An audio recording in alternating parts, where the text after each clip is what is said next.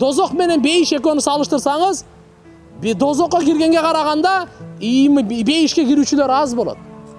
Имандууларды Алла Таалам аз деп айткан, шүгүр кылуучуларды аз деп айткан. Ошон үчүн бир алым айткан экен, Арафатта дуа кылып атып: "Я Алла, сен Куранда аз дебедиң беле? Ошолордун катарына кошку мени" деген экен. Биз аздардан болойлу. Жакшы адамдар аз болот, жакшы аялдар аз болот, жакшы энелер аз болот, жакшы кыздар аз болот. Бузукулар көп болот. Бузукулар көп болот.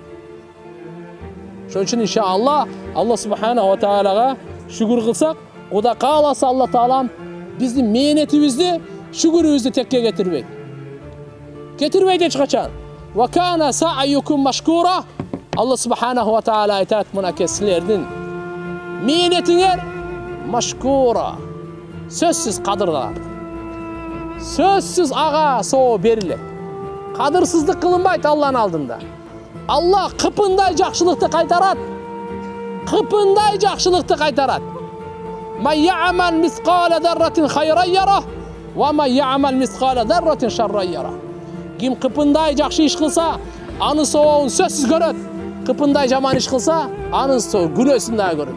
Ар кимдин көрү өзүнчө, ар кимдин таразасы өзүнчө, ар кимдин периштеси өзүнчө, ар ким Алланын алдында өз жооп берет.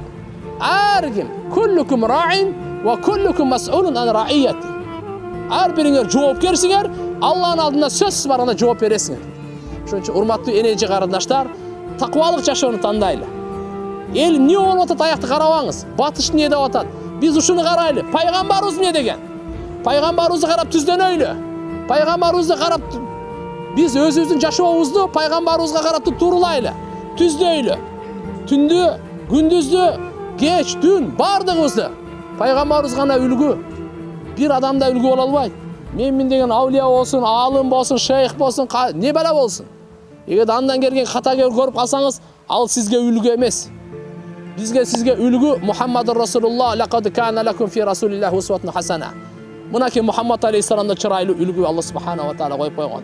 Ал-Фудайл ибн Ияз деген улуу адам өткөн, рахимахуллах, ошо киши айткан экен: "Силер дептир, Алла субханаху ва тааланын неаматтарына шүгүр кылганды бекем кармагыла.